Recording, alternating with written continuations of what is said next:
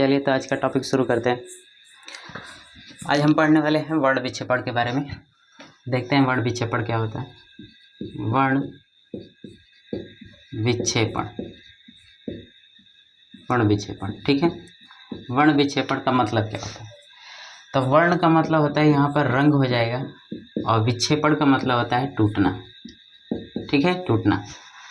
तो इसमें क्या होगा कि इसमें हम सूर्य के प्रकाश को प्रिज्म से गुजारेंगे, ठीक है। सूर्य के प्रकाश को प्रिज्म से गुजारा जाएगा। तो सूर्य के प्रकाश में 7 रंग होते हैं। सूर्य के प्रकाश में 7 रंग होते हैं, और जब हम सूर्य के प्रकाश को प्रिज्म से गुजारेंगे तो ये 7 रंगों में बट जाएगा, ठीक है। जितने रंग होते हैं इसमें सभी रंग अलग अलग हो जाएंगे, ठीक है।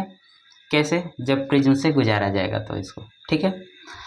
तो सूर्य के प्रकाश को श्वेत प्रकाश बोला जाता है। सूर्य के प्रकाश को क्या बोला जाता है? श्वेत प्रकाश, ठीक है। मैंने कल इसकी परिभाषा बता दिया था, वर्ण विक्षेपण क्या होता है। तो वर्ण विक्षेपण का मतलब ये होता है कि जब श्वेत प्रकाश किसी प्रिज्म से टकराता है तो वह अपने अवयवी रंगों में टूट जाता है। अवयवी रंग का मतलब क्या होता है कि वो 7 रंगों में अलग अलग विभक्त हो जाएगा, ठीक है। तो अवयवी रंगों में टूट जाता है, यही घटना क्या कहलाती है? वर्ण विक्षेपण कहलाता है, ठीक है। तो इसमें देखते हैं कि किस तरीके से प्रिज्म से श्वेत प्रकाश अपने अलग अलग रंगों में बट जाता है, ठीक है। तो ये है प्रिज्म, ये क्या है? ये है प्रिज्म, ठीक है। अब यहाँ पर भेजा जाएगा श्वेत प्रकाश। यहाँ पे क्या भेजा जाएगा? श्वेत प्रकाश। ये कौन सा प्रकाश है? ये है श्वेत प्रकाश, ठीक है। इसमें कितने रंग होते हैं? 7 रंग। तो ये कैसे अपने रंगों में विभक्त होगा? तो ये किरण कैसे जाना चाहेगी? तो ये किरण जाना चाहेगी ऐसे, लेकिन अब 7 रंगों में इसको बंटना है।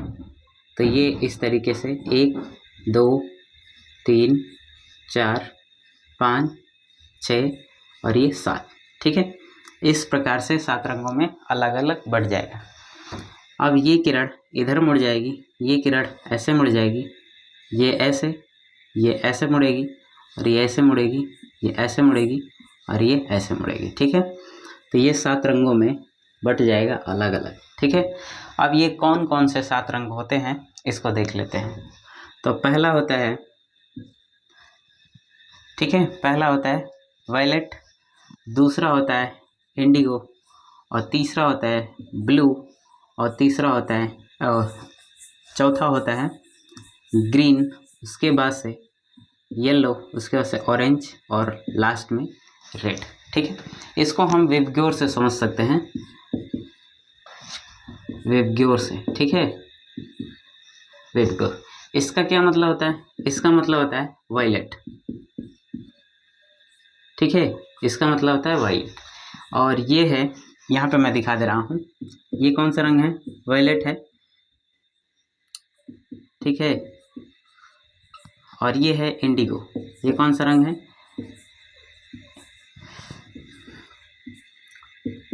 इंडिगो, ठीक है। और ये है ब्लू, ये कौन सा रंग है? ब्लू। और ये है आपका ग्रीन, और ये येलो, और ये ऑरेंज, और ये हो जाएगा लास्ट में रेड। इसको हिंदी में क्या बोलेंगे? तो ये है लाल रंग, और ये नारंगी, ठीक है। ये है पीला रंग, और ये हरा, और ये नीला, ये इसको हम बोलते हैं जामुनी, और ये है बैगनी, ठीक है। इस तरीके से 7 रंगों में, इस प्रकार से जब श्वेत प्रकाश प्रिज्म से टकराएगा तो टकराने के बाद इस अलग अलग रंगों में बट जाएगा, ठीक है। तो इसको हम इस शब्द से याद रख सकते हैं, ठीक है, विबग्योर से याद रख सकते हैं।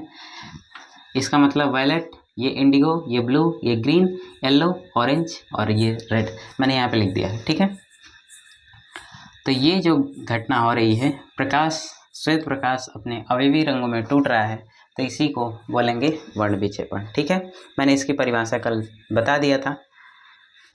ठीक है, तो समझ में आया। अब यहाँ पर एक क्वेश्चन ये है कि क्या लाल रंग यहीं पे होगा और बैगनी रंग यहीं पे होगा? ठीक है, क्या ये एक दूसरे से बदल नहीं सकते हैं? मैं लाल रंग को यहाँ पे कर दूँ, ये लाल रंग यहाँ पे चला है और बैगनी यहाँ पे हो सकता है, बैगनी यहाँ पर हो जाए। क्या ये संभव हो सकता है? क्या ये चीज़ संभव हो सकता है? तो ऐसा संभव नहीं होगा। ठीक है, ऐसा संभव नहीं होगा। संभव इसलिए नहीं होगा क्योंकि यहाँ पर ये जो अपवर्तन हो रहा है, अपवर्तन का मतलब यहाँ पे कैसा अपवर्तन हो रहा है, तो यहाँ पे विचलन वाला हो रहा है। ठीक है, यहाँ पे जो प्रकाश किरण है अपने मार्ग से विचलित हो जा रही है। तो विचलन किसके ऊपर डिपेंड कर रहा है? तो विचलन डिपेंड करता है तरंग दैर्घ्य के ऊपर। ठीक है, तरंग दैर्घ्य के ऊपर। विचलन किसके ऊपर डिपेंड करता है? तरंग दैर्घ्य के ऊपर। तो जिस रंग का तरंग दैर्घ्य सबसे ज़्यादा होगा उसका विचलन कम होगा। ठीक है, जिस रंग का तरंग दैर्घ्य ज़्यादा होगा उसका विचलन कम होगा, और जिस रंग का तरंग दैर्घ्य सबसे कम होगा उसका विचलन ज़्यादा होगा। ठीक है, तो यहाँ पर आपको एक टेबल शो कर रहा होगा कि आप देख सकते हैं कि उसमें लाल रंग सबसे ज़्यादा है और बैगनी रंग का तरंग दैर्घ्य सबसे कम है। ठीक है, लाल रंग का तरंग दैर्घ्य सबसे ज़्यादा है और बैगनी रंग का तरंग दैर्घ्य सबसे कम है। तो जिसका तरंग दैर्घ्य ज़्यादा होगा वो कम विचलित होगा और जिसका तरंग दैर्घ्य कम होगा वो ज़्यादा विचलित होगा। ठीक है, तो देखिए कि बैगनी रंग का तरंग दैर्घ्य सबसे कम है तो इसलिए ये ज़्यादा विचलित हुई। ठीक है, बैगनी रंग का जो है तरंग दैर्घ्य सबसे कम है तो इसलिए ये ज़्यादा विचलित हुई है। तो तरंग दैर्घ्य के हिसाब से ये चीज़ें अरेंज की गई है यहाँ पर। तो सबसे ज़्यादा तरंग दैर्घ्य लाल रंग का होता है, उससे कम इसका, उससे कम इसका, उससे कम इसका और सबसे कम इसका होता है। तो इसका कम तरंग दैर्घ्य की वजह से ये ज़्यादा मुड़ी है और ये ज़्यादा तरंग दैर्घ्य की वजह से कम मुड़ा है। ठीक है, अब ये देखा जाए कि तरंग दैर्घ्य होता क्या है। ठीक है, तरंग दैर्घ्य क्या होता है? तो तरंग दैर्घ्य का मतलब ये होता है कि जो प्रकाश है वो तरंगों के रूप में चलेगा। ठीक है, प्रकाश है तरंगों के रूप में चलेगा और वो तरंग इस तरीके से होती है। ठीक है, प्रकाश जो होता है कि तरंगों के रूप में चलेगा और वो तरंग इस तरीके से होती है। तो ये जो ऊपर वाला हिस्सा है इसको बोलते हैं श्रृंग और ये जो नीचे वाला हिस्सा है इसको बोलते हैं गर्त। ये फिर से वापस श्रृंग हो जाएगा और ये गर्त हो जाएगा। ठीक है, ये क्या है? गर्त।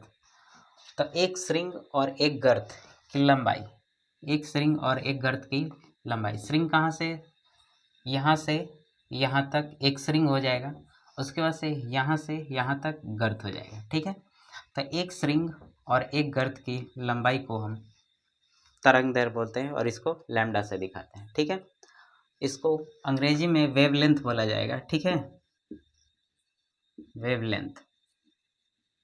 तो वेवलेंथ मतलब तरंग की लंबाई। तरंग की लंबाई, तो तरंग की लंबाई को कैसे डिफाइन करेंगे? तो एक श्रृंग और एक गर्त की लंबाई को हम तरंग दैर्घ्य बोलते हैं, इसको लैम्डा से दिखाते हैं। ये चीज़ समझ में आया?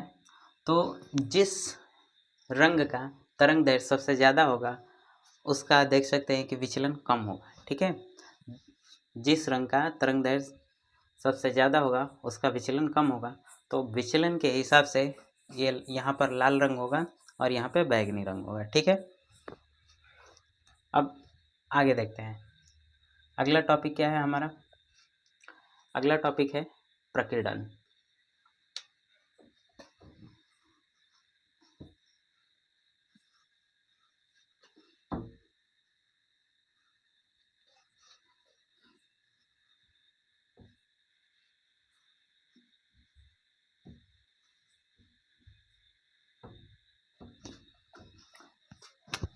अगला टॉपिक क्या है? प्रकीर्णन। ठीक है, तो प्रकीर्णन का मतलब क्या होता है? प्रकीर्णन का मतलब ये होता है कि जब सूर्य का प्रकाश किसी ऐसे माध्यम से होके आता है जिस माध्यम में धूल के कण मौजूद हो। ठीक है, जब सूर्य का प्रकाश किसी ऐसे माध्यम से होके आता है जिस माध्यम में धूल के कण हो, धुआं के कण हो, ठीक है, गैस, ये सभी चीज़ें हों। इसमें क्या क्या हो सकता है? धूल के कण, ठीक है, फिर धुआं भी हो सकता है, वायु और गैस। ठीक है, तो वायु में पूरा गैस आ जाएगा। ठीक है, तो ये सभी चीज़ें, इनके कण उस किस में हो, उस माध्यम में हो। ठीक है, तो इन माध्यम में ये जो कण है, इन कणों से सूर्य का प्रकाश टकराएगा और टकराने के बाद अनेक दिशाओं में बिखर जाएगा। ठीक है, जब सूर्य का प्रकाश किसी ऐसे माध्यम से आता है जिस माध्यम में धूल के कण स्थित हों, उन कणों से प्रकाश टकरा करके अनेक दिशाओं में बिखर जाता है, ये घटना प्रकाश का प्रकीर्णन कहलाता है। ठीक है, तो मैं इसकी परिभाषा लिख दे रहा हूँ। जब प्रकाश किरण, जब सूर्य का प्रकाश, ठीक है, जब सूर्य का प्रकाश किसी ऐसे माध्यम से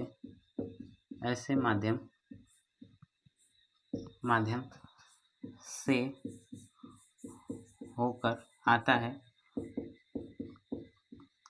जिस माध्यम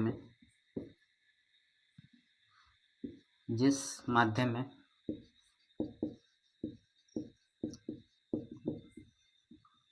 धूल के कण, ठीक है, आदि, धूल के कण, वायु आदि मौजूद हों। ठीक है, मौजूद हों,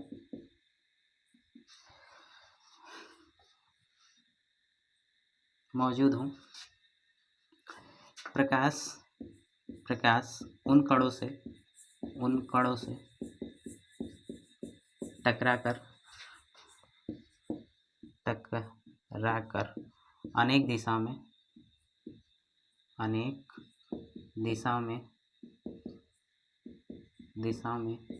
बिखर जाता है।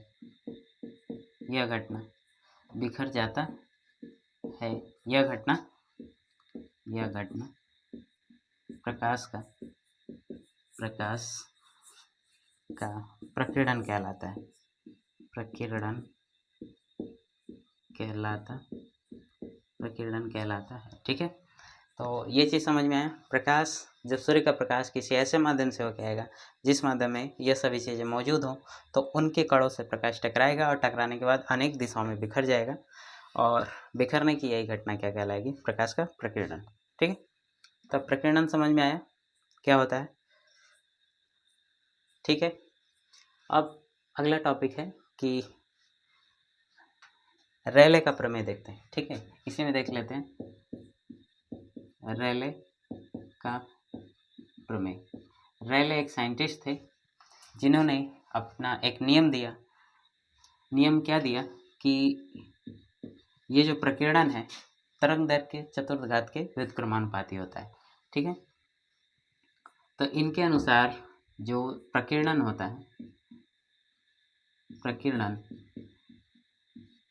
इनके अनुसार जो प्रकीर्णन होता है वो तरंग दैर्घ्य के चतुर्थघात के व्युत्क्रमानुपाती होता है। ठीक है, इसका क्या मतलब होता है? इसका मतलब ये होता है कि जिस रंग का तरंग दैर्घ्य ज़्यादा होगा उसका प्रकीर्णन कम होगा। ठीक है, जिस रंग का तरंग दैर्घ्य ज़्यादा होगा उसका प्रकीर्णन कम होगा। तो प्रकीर्णन का मतलब क्या होता है कि प्रकाश का बिखरना। ठीक है, प्रकीर्णन का मतलब होता है कि प्रकाश का बिखरना। प्रकीर्णन का मतलब क्या होता है? प्रकाश का बिखरना। तो जिसका तरंग दैर्घ्य ज़्यादा वो कम बिखरेगा और जिसका तरंग दैर्घ्य कम है वो ज़्यादा बिखरेगा। ठीक है, जिसका तरंग दैर्घ्य ज़्यादा होगा वो कम बिखरेगा और जिसका तरंग दैर्घ्य कम होगा वो ज़्यादा बिखरेगा। ठीक है, ये चीज़ें समझ में आई। अब इसमें कुछ क्वेश्चन हैं जिन क्वेश्चन को मैं यहाँ पे दिखा दे रहा हूँ। क्या क्या क्वेश्चन है मैं हिंट कर दे रहा हूँ केवल। सूर्योदय और सूर्यास्त के समय सूर्य लाल क्यों दिखाई देता है? ठीक है, सूर्योदय और सूर्यास्त के समय सूर्य लाल क्यों दिखाई देता है? इसका मतलब कि सुबह और शाम, सूर्योदय और सूर्यास्त के समय सूर्य का लाल दिखाई देना। ठीक है, सूर्य का लाल दिखाई देना, मैं लिख दे रहा हूँ, सूर्य का लाल दिखाई देना, दिखाई देना, दिखाई देना। ठीक है, सूर्योदय और सूर्यास्त के समय सूर्य का लाल दिखाई देना। और दोपहर में कैसा दिखाई देता है? दोपहर में ये सफ़ेद दिखाई देगा। दोपहर में कैसा दिखाई देगा? सफ़ेद। ऐसा क्यों होता है? ठीक है, सुबह का मतलब सूर्योदय और शाम का मतलब सूर्यास्त। इस समय सूर्य लाल क्यों दिखाई देता है? और दोपहर में आप देखते होंगे कि सूर्य कैसा दिखाई देता है? सफ़ेद दिखाई देता है। ठीक है, ये पहला क्वेश्चन है। दूसरा क्वेश्चन ये है कि हम खतरे के निशान के लिए लाल रंग का ही क्यों प्रयोग करते हैं? ठीक है, जैसे ट्रैफिक लाइट है तो ट्रैफिक लाइट में उसमें खतरे के निशान के लिए लाल रंग क्यों प्रयोग किया जाता है? ठीक है, ट्रैफिक लाइन में खतरे के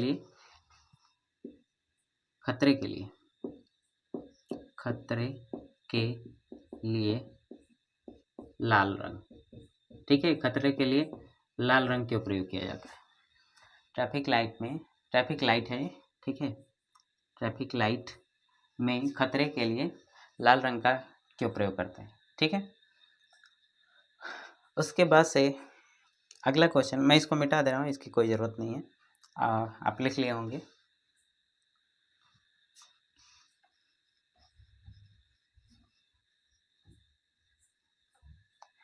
और तीसरा क्वेश्चन है इंद्रधनुष का बनना। इंद्रधनुष कैसे बनता है? ठीक है, इंद्रधनुष का बनना। तो ये 3 क्वेश्चन हैं। इन तीनों क्वेश्चन का आंसर हम देखेंगे कि ऐसा क्यों होता है। ठीक है, तो सबसे पहले हम सूर्योदय और सूर्यास्त के समय सूर्य को लाल, तो सबसे पहले सूर्योदय और सूर्यास्त के समय सूर्य लाल क्यों दिखाई देता है, इसकी जानकारी करें। ठीक है, तो मैं इसको हटा दे रहा हूँ।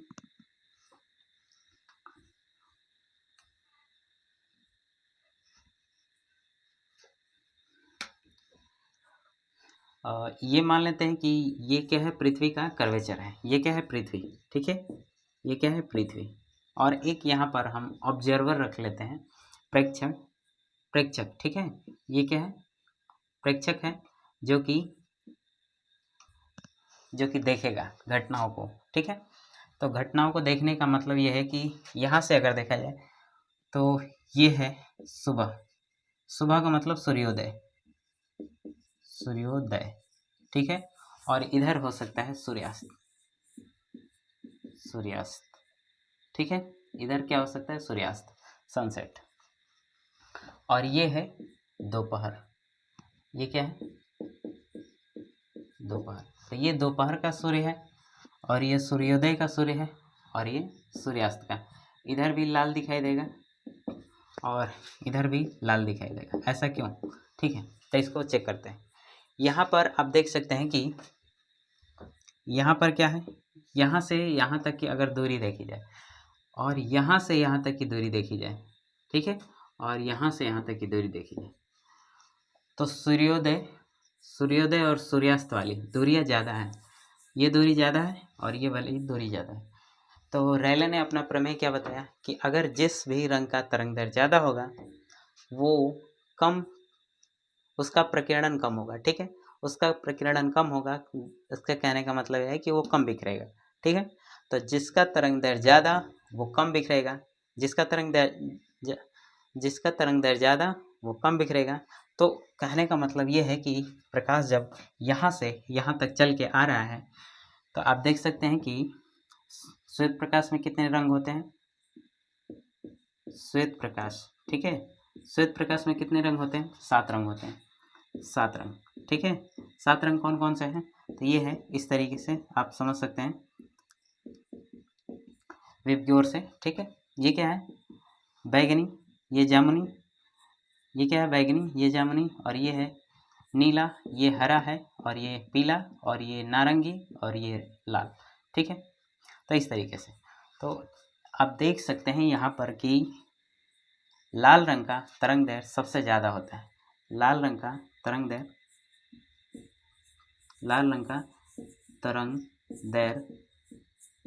सबसे ज़्यादा होता है, लाल रंग का तरंग दैर्घ्य सबसे ज़्यादा होता है, और बैंगनी रंग का तरंग दैर्घ्य सबसे कम होता है, ठीक है।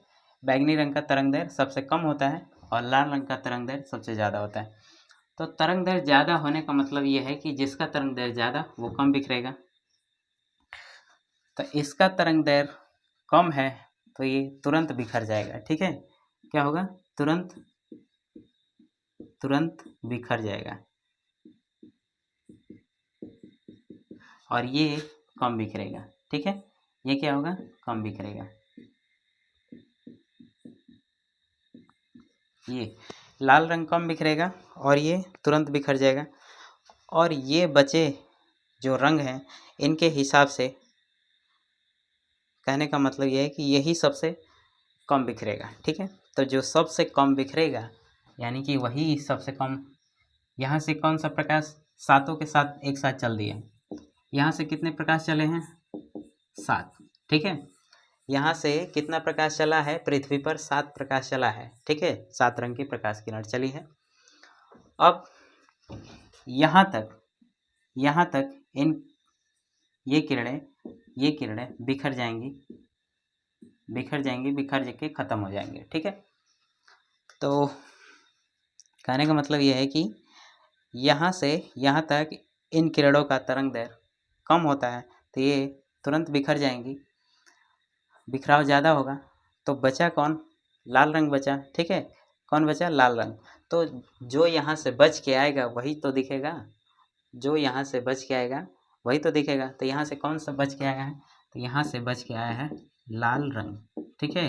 लाल रंग बच के आया है, इसीलिए सूर्योदय के समय सूर्य लाल दिखाई देता है, ठीक है। जो घटना इसके साथ हुई वही घटना इसके साथ होगी, ठीक है। तो सूर्यास्त के समय भी वही हाल है इसका, ठीक है। तो यहाँ पर भी सभी रंग बिखर जाएंगे और केवल लाल रंग ही बचेगा, तो वो वापस पृथ्वी तक आएगा, ठीक है। इसकी वजह से यहाँ पर सूर्यास्त के समय भी सूर्य लाल दिखाई देता है। अब रहा सवाल दोपहर के लिए, दोपहर में कैसा दिखाई देता है, तो दोपहर में सफ़ेद दिखाई देता है। तो यहाँ से देख सकते हैं कि दूरी कम है, ठीक है। यहाँ पर दूरी कम है, तो दूरी कम होने की वजह से अभी जो 7 रंग हैं उनका बिखराव अभी नहीं हुआ होगा, ठीक है। उनका बिखराव, सातों रंगों का जो बिखराव है वो बहुत कम हुआ होगा, ठीक है, बहुत कम। सातों रंगों का जो बिखराव है वो बहुत कम हुआ होगा। तो कहने का मतलब ये है कि यहाँ से सातों के 7 रंग यहाँ पर पहुँच गए, ठीक है। यहाँ से सातों के 7 रंग यहाँ पर पहुँच गए, तो 7 रंगों से जो मिल के बनता है उसे हम क्या बोलते हैं, श्वेत प्रकाश बोलते हैं। और ये श्वेत प्रकाश हमें कैसा दिखाई देगा, सफ़ेद दिखाई देगा। तो इसी वजह से दोपहर में जो सूर्य होता है वो सफ़ेद दिखाई देता है। क्यों सफ़ेद दिखाई देता है, क्योंकि उन 7 रंगों का बिखराव बहुत कम हुआ होता है, ठीक है। किसकी वजह से, तो दूरी की वजह से। तो दूरी यहाँ कम हो जा रही है तो बिखराव कम होगा, और पूरा का पूरा रंग यहाँ पे बचा हुआ है। तो जब सातों रंग एक साथ दिखेंगे तो वो कैसा दिखाएगा, सफ़ेद दिखाई देगा, ठीक है। तो इस वजह से दोपहर में सूर्य कैसा दिखाई देता है, सफ़ेद। अब आई होप कि ये आप समझ चुके होंगे अच्छे तरीके से। अब इसकी बात करते हैं, ठीक है। ट्रैफिक लाइट में खतरे के लिए लाल रंग ही क्यों प्रयोग किया जाता है, तो यहाँ पर वही फिनोमिना लगेगा। लाल रंग इसलिए प्रयोग किए हैं कि बाकी सभी रंग तुरंत बिखर जा रहे हैं, ठीक है, बाकी सभी रंग तुरंत बिखर जा रहे हैं, तो वो ख़त्म हो जाएंगे बिखर करके, और बच कौन रहा है, लाल रंग। तो ये लाल रंग जो है कि ज़्यादा दूरी ट्रैवल कर रहा है, जो लाल रंग है वो ज़्यादा दूरी तय कर रहा है, ठीक है, जो लाल रंग है वो ज़्यादा दूरी तय कर रहा है। तो ज़्यादा दूरी तय करने की वजह से हम ट्रैफिक लाइट में खतरे के निशान के लिए लाल रंग प्रयोग करेंगे, ठीक है। अगर मान लीजिए कि मैं क्या ले लूँ, बैगनी कलर का ले लूँ, बैगनी ले लूँ, ठीक है, खतरे के निशान के लिए मैं बैगनी ले लूँ, ठीक है। तो इसका देख सकते हैं कि तरंग दैर्ध्य सबसे कम होता है, इसका तरंग दैर्ध्य सबसे कम होता है। तो तरंग दैर्ध्य यहाँ पर जिसका कम होगा उसका प्रकीर्णन ज़्यादा होगा, और जिसका प्रकीर्णन ज़्यादा होगा का मतलब कि बिखराव ज़्यादा होगा, ठीक है, उसका बिखराव ज़्यादा होगा।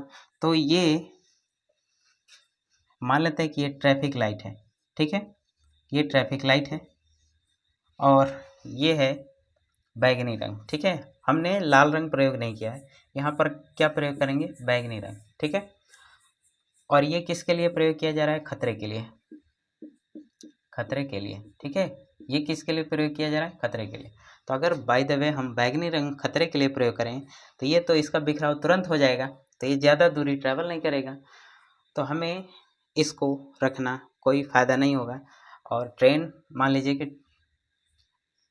लीजिए ट्रेन के लिए ये है, ठीक है, तो ट्रेन में अचानक से तो ब्रेक लगेगा नहीं, ट्रेन में अचानक से तो ब्रेक लगेगा नहीं, तो इस वजह से ज़्यादा दूर से ही वो लाइट दिखाई दे दे, ठीक है, ज़्यादा दूर से हमें वो लाइट दिखाई दे दे, इस वजह से हम लाल रंग प्रयोग करते हैं, ना कि ये, ठीक है।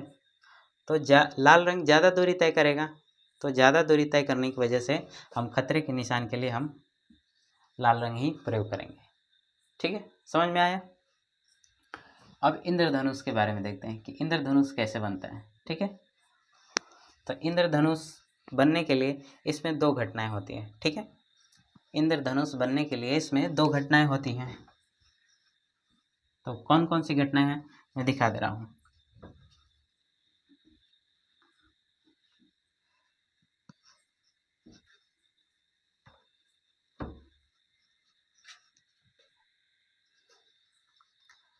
अब अगला क्वेश्चन देखते हैं इसको। तो इंद्रधनुष का बनना, इंद्रधनुष कैसे बनता है इसको समझते हैं, ठीक है।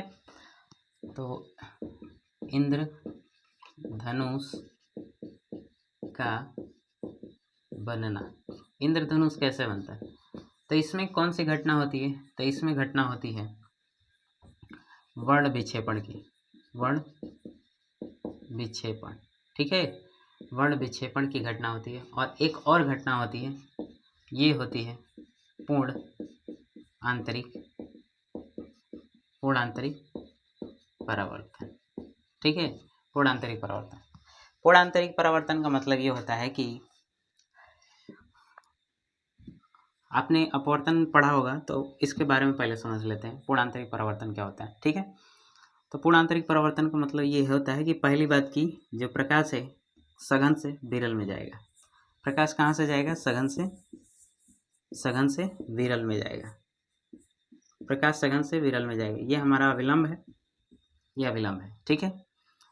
तो यहाँ पर हम अगर प्रकाश किरण को भेज रहे हैं, यहाँ पर प्रकाश किरण को भेज रहे हैं, ठीक है, तो ये पहला है, पहली प्रकाश किरण, और इसका होगा यहाँ से अपवर्तन, तो ये अविलंब से दूर हट के जाएगी ऐसे, ठीक है, ऐसे चली गई।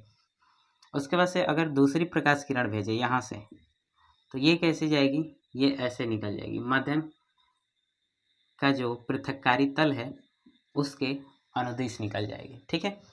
उसके बाद से अगर हम तीसरी वाली किरण भेजें, ये तीसरी वाली किरण, तो वो अब कैसे जाएगी, तो वो जाएगी ऐसे, ठीक है, वो ऐसे जाएगी। तो ये पहला है, ये दूसरा है, और ये कौन सा हो गया, तीसरा हो गया, तीसरा हो गया, ठीक है। तो अब तीसरे को देखिए कि कहाँ से भेजे हैं, सघन से भेजे हैं, और वापस कहाँ से आ गया है, सघन में।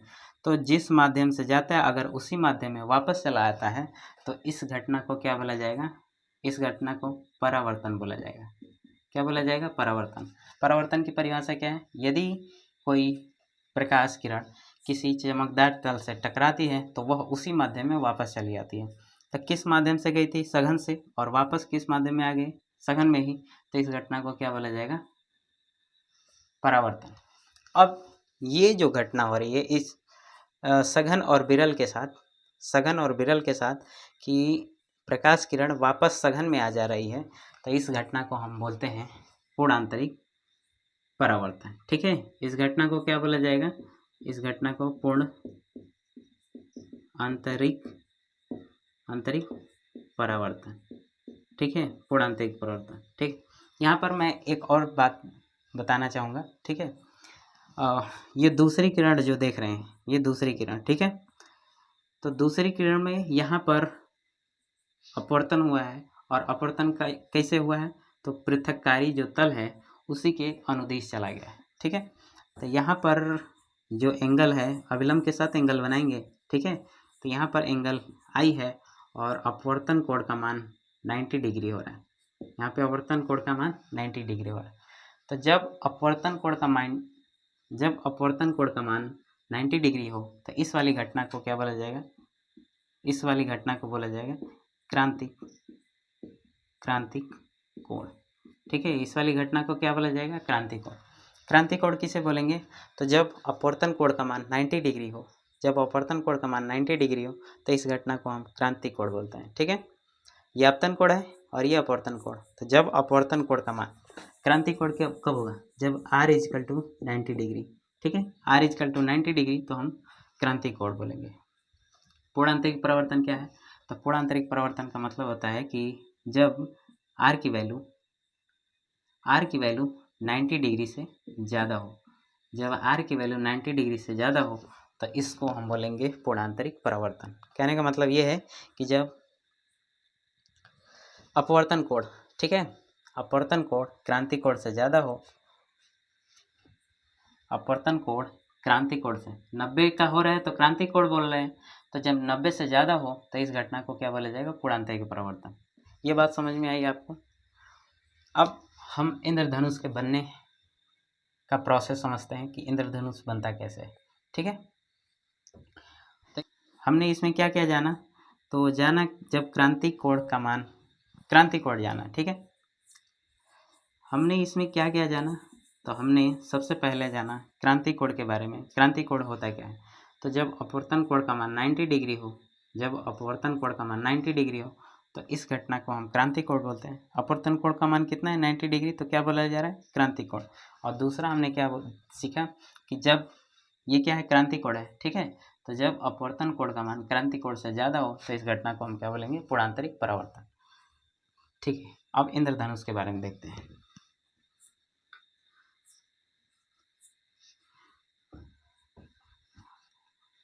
पूर्ण आंतरिक परावर्तन का एग्जाम्पल समझ लेते हैं। पूर्ण आंतरिक परावर्तन, ठीक है, इसका एग्जाम्पल क्या क्या हो सकता है? इसका एग्जाम्पल हो सकता है हीरे का चमकना, हीरे का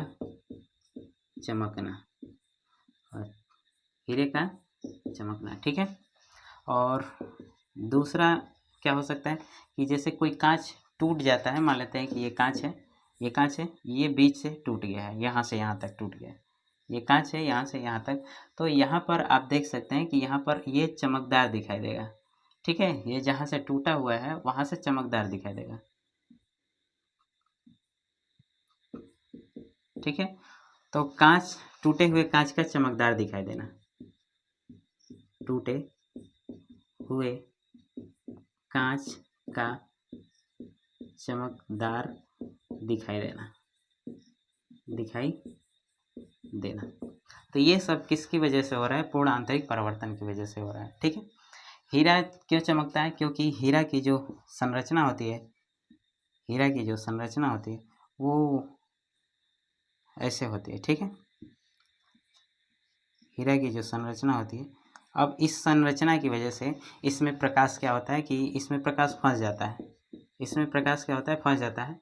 उसके बाद से फंसने के बाद ये एक विशेष एंगल पर, ठीक है, इसमें प्रकाश एंट्री करेगा और इसी में फंस जाएगा। ठीक है, और एक विशेष एंगल पर प्रकाश बाहर निकलेगा। तो जब तक इसके अंदर प्रकाश रहेगा तब तक ये चमकेगा। तो इस वजह से हीरा चमकदार दिखाई देता है। ठीक है, अब इंद्रधनुष के बारे में देखते हैं कि इंद्रधनुष कैसे बनता है। तो आप देखे होंगे कि इंद्रधनुष बारिश के बाद बनेगा। ठीक है, इंद्रधनुष कब बनेगा? बारिश के बाद। तो आप देखे होंगे कि इंद्रधनुष कब बनता है? इंद्रधनुष बनता है बारिश के बाद, बारिश होने के बाद बनेगा। ठीक है, बारिश के बाद। ठीक है, बारिश के बाद बनेगा। कौन क्या बनेगा? इंद्रधनुष। तो होता क्या है कि जब बारिश होगी तो हवा में जो पानी के छोटे छोटे कण है, हवा में जो पानी के छोटे छोटे कण है वो रुक जाएंगे। ठीक है, फुहारे की तरह हवा में जो पानी के कण है वो छोटे छोटे रुक जाएंगे। ये पूरी तरीके से नहीं गए। ठीक है, ये जो ओस वाला है, ओस, ठीक है, ओस वाले जो पानी के कण है वो हवा में ही तैरते रहते हैं। तो जब इन कणों पे प्रकाश, इन कणों से सूर्य का प्रकाश पड़ेगा, मान लेते हैं कि ये कण है। ठीक है, और इन कणों से जब सूर्य का प्रकाश पड़ेगा तो ये पूर्ण आंतरिक परिवर्तन की घटना से चमकने लगेंगे। ठीक है, पूर्ण आंतरिक परिवर्तन की घटना से क्या होगा? चमकने लगेगा। और यहाँ पर ये जो वाटर ड्रॉप है, पानी की बूंद है, ठीक है, क्या है ये? पानी की बूंद है, पानी की बूंद। मैं यहाँ पे साफ लिख दे रहा हूँ, ये क्या है? पानी की बूंद। ये एक प्रकार के प्रिज्म का काम करेंगे। ठीक है, ये एक प्रकार के प्रिज्म का काम करेंगे। तो जैसे ही सूर्य का प्रकाश इस पानी की बूंद पे पड़ा तो पानी की बूंद किस तरीके से कार्य करेगा? प्रिज्म की तरह। और प्रिज्म का काम क्या है? प्रिज्म का काम है वर्ण विक्षेपण। ठीक है, प्रिज्म का काम क्या है? वर्ण विक्षेपण। तो वर्ण विक्षेपण का मतलब कि 7 रंगों में प्रकाश को तोड़ देगा। तो जैसे ही 7 रंगों में प्रकाश को तोड़ेगा तो इस वजह से इंद्रधनुष हमें दिखाई देने लगता है। ठीक है, तो पृथ्वी का कर्वेचर कैसा है? पृथ्वी का कर्वेचर ऐसा है, पृथ्वी का कर्वेचर ऐसा है। तो इसमें जो ये पानी के बूंद होंगे इस तरीके से होंगे। ठीक है, और जब सूर्य का प्रकाश इनसे पड़ता है तो ये चमकदार हो जाते हैं। और ये एक जो पानी की बूंद है वो प्रिज्म का काम करेंगे। और प्रिज्म का क्या काम है? वर्ण विक्षेपण। ठीक है, तो वर्ण विक्षेपण का मतलब ये होता है कि 7 रंगों में टूट जाना। 7 रंगों में क्या हो जाना? टूट जाना। तो जैसे ही यहाँ से प्रकाश 7 रंगों में टूटेगा तो हमें इंद्रधनुष जैसा प्रतीत होता है। ठीक है, तो इस वजह से इंद्रधनुष बनता है। अब